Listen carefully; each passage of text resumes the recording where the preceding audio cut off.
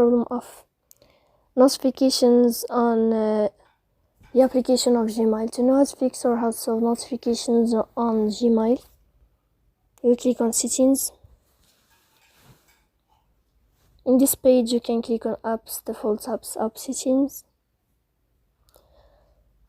On above you can search about Gmail.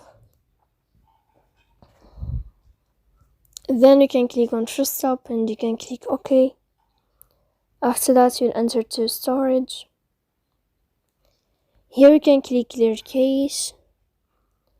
In the end you can go to Play Store. You can search about Gmail app here.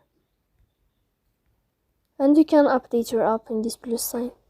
So please don't forget to support us, bell like and subscribe. See you next time in another video, and thank you for your attention and you are watching.